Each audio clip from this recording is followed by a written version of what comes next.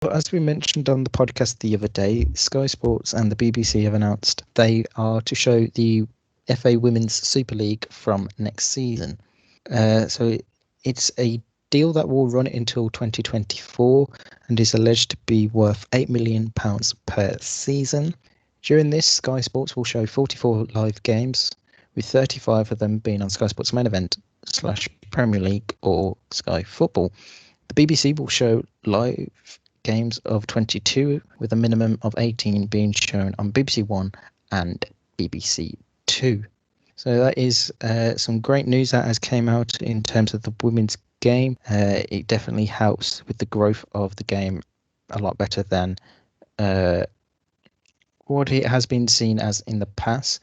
BT Sport have obviously done a phenomenal job over the last 8 to 10 years that they've had it, and done really well in promoting the women's game. And I think it's right that, or just inevitable that Sky have managed to seal the rights for it now. And going forward, I will only see it growing from the future. So what are your thoughts on this going forward? Well, me, I think it's the best thing possible that could have happened, and it was always inevitable, as you've always said. It just feels like a bit of a game changer for the women's game as well, because while it has always been available for free on the FA Player, as you know, having this now available on more free-to-air TV channels like Sky One will have games, BBC One, BBC Two will have games. It's now more widely available. Easy to access as well. 100% agree with that. And it's perfect timing because many of you may not know, but the next Women's Euros, which is 2022, as it was meant to be this summer, but got changed to next year due to the men's one being scheduled this summer, is actually here in England. So this season coming up is the perfect advertisement for the women's game and the Euros next summer, with it being able to be broadcast on TV. And definitely, I've got to say, with the brigade that always goes, oh, who cares, and this, that, and the other, I'll just tell you something. From Manchester City's game against Barcelona on Wednesday afternoon, early afternoon here in the UK, there was over 600,000 people watching it on Barcelona TV alone. That's not including BT Sports coverage of it here in the United Kingdom, United, which is another streaming place, and City Plus, which is Manchester City's streaming service, to show the game. So it definitely shows that there is the interest in the women's game growing massively. Yeah, as you say, it's inevitable that the quality will be put into question, because that's just what happens. It might even be a bit iffy at the start. It shouldn't be. Sky and BBC know exactly what they're doing. They're professional broadcasting companies. They should have their stuff nailed down.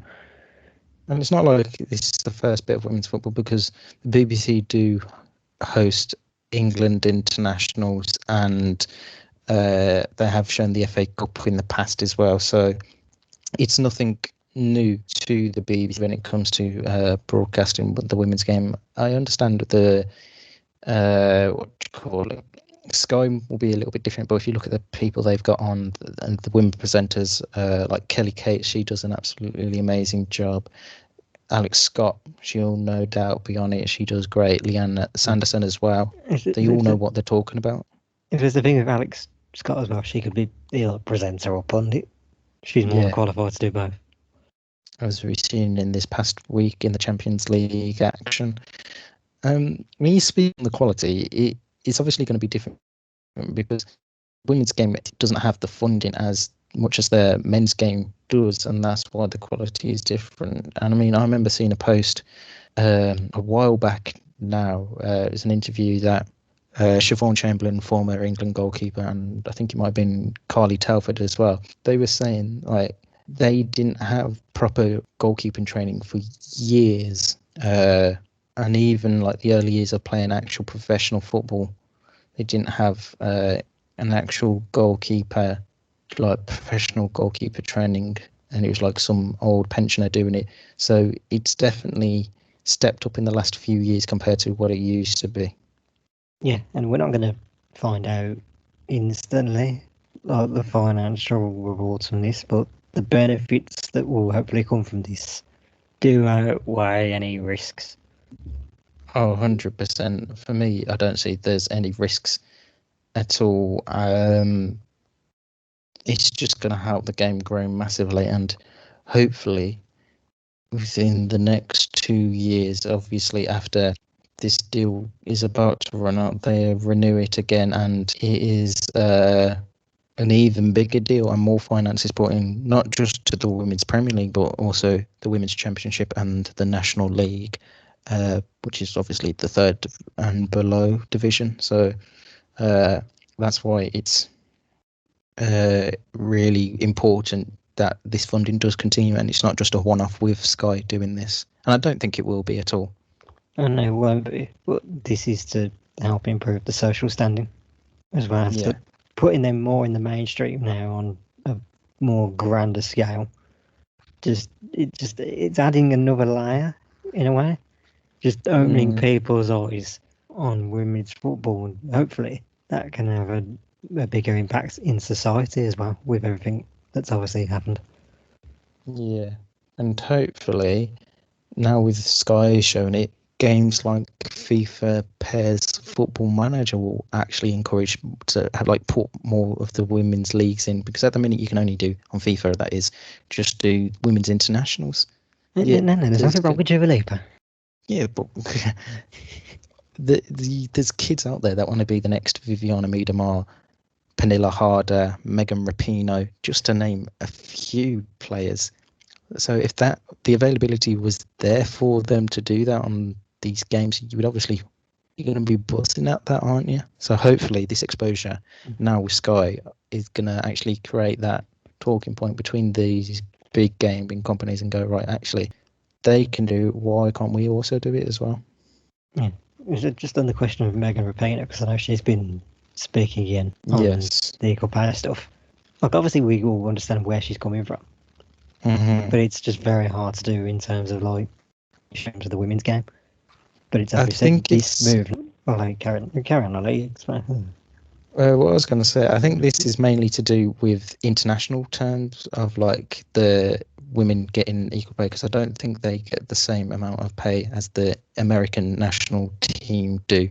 I don't think it's specifically to do with leagues, because how fees and wages and all that work out in the MLS is quite complicated to understand, and obviously there's no limits to that, but I think it's mainly to have like a set fee of what the national team pays them, because I think there's about 7 or 8 countries in the world at the minute that pay both their men's team and women's team an equal amount of money.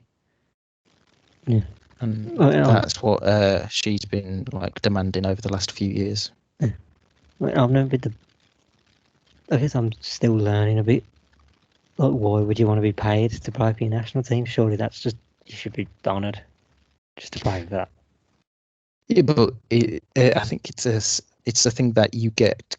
It's a thing that you get, like, so if you get injured, they will help pay with the recovery whilst you're on international break, and it's seen as like a help as in your wages. It obviously, you would think, oh, they don't get something for them, but I think it's like an appearance type fee that they get when playing for internationals and stuff like that. So it's actually a good thing that they are getting international pay for when they make an appearance for the national team.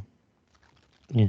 I don't know. I mean, I just need to learn more on that issue specifically. Yeah. But it's something that will still be talked about for years to come. I don't think that argument's going away anytime soon. No, it's definitely not. And it is going to be, like you said, one to carry on for a while and be a big talking point for many a time to come in the women's game, especially over in the States.